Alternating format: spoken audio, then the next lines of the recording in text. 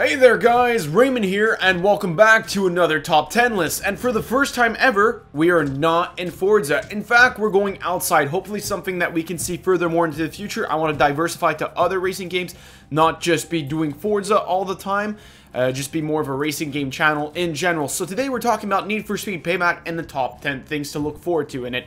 Now, but before we get started, I just want to cover a few things. First off, giving a big shout out to AR12 Gaming. There's a link in the description down below to his YouTube channel. He is the one that provided the footage you guys will be seeing because I was in at E3. I don't have any exclusive footage, so you won't be, unfortunately, be seeing any in-game footage. If you want to go see that, there's plenty all over the internet, and I highly recommend you guys go check that out. That having been said, next week's top 10 list will be the top 10 wheelie cars in Forza Horizon 3. So, please leave your recommendations in the comments down below. And if you disagree with this list, please let me know what you think of it in the comments down below. For all this having been said, let's get started. At number 10, we have, what? Here to,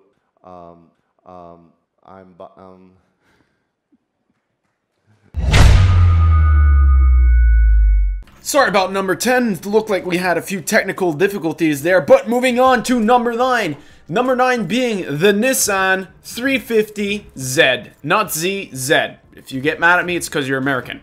That having been said, the Nissan 350 is a car that was heavily requested in the previous Need for Speed titles, and fans are just ecstatic that it is in Need for Speed Payback. It's something we've wanted, and as per every car in a Need for Speed game, the customization for this car is incredible, and I feel like people are going to be having a blast with this, because I know I will be.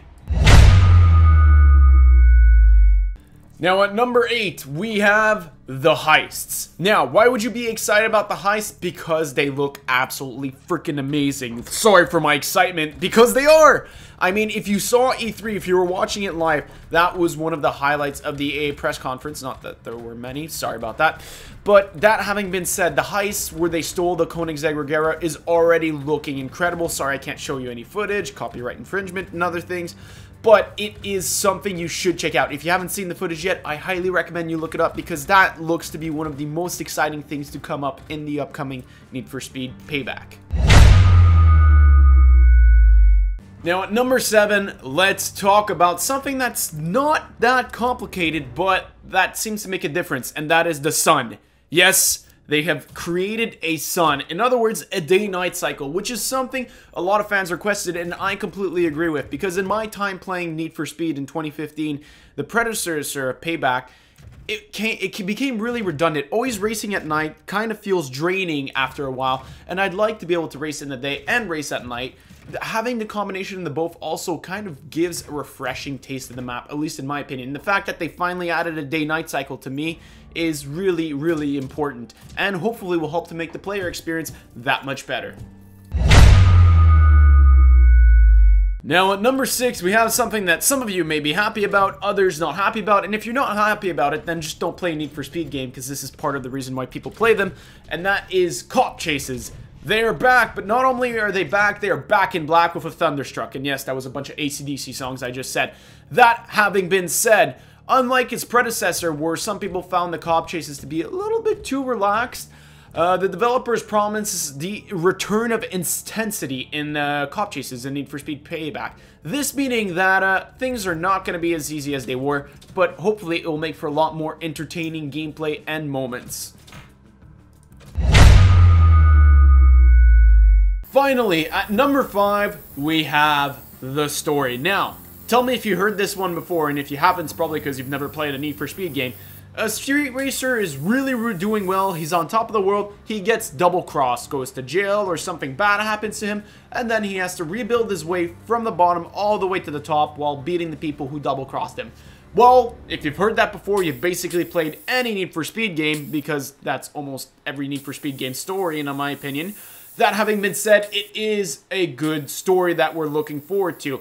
Here you're going up against a house, and not only are you going to be racing them, you're also going to be trying to take them down. So that's what's so cool about the heist. It's not just about racing. There's a bit more of diversity involved in the story, and hopefully the characters are really fleshed out and something to look forward to. And it is a single-player offline experience for those of you wondering, so that's another bonus to add to that.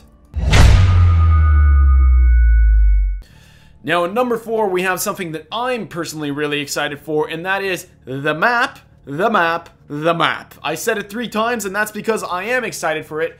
Compared to its predecessors, Ventura Bay, where you were kind of limited in what you can do when things got dull, the map in Need for Speed Payback looks like it's going to be a lot of fun. You can go from a city to a desert, and I feel like the fact that it has a lot more diversity in what you can do, and also, you know, it's probably bigger, let's be honest, it just adds that much more you can do in the game. You're not always stuck in the cityscape, which is nice. I feel like that's always been the purpose of a Need for Speed game, because you're like doing that street races illegal in the city, but being able to go out and explore other areas and just having a bit of that country feel, even though it's the desert, not really the country, I feel like that adds a lot more to the game that we haven't seen in the past, and I cannot wait to get my hands on it.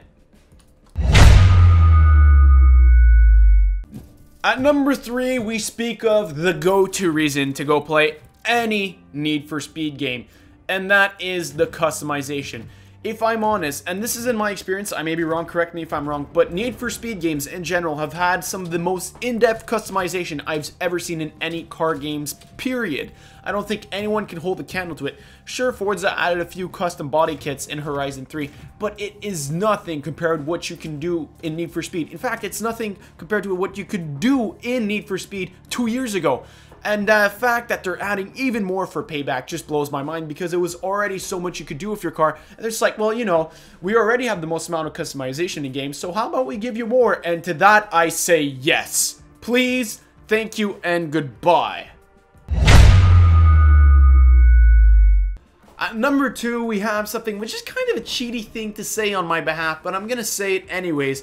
What's better than a bunch of separate parts? The whole. And for that, number 2 thing to look forward to in Need for Speed Payback is Need for Speed Payback. Everything we've covered in this list so far, from customization to the story, to the racing, to the cop chases, to anything you can picture, I am looking forward to it. If it's on this list, it's because it's in the game, which is why at number 2 we have the game itself. But then, what's at number 1?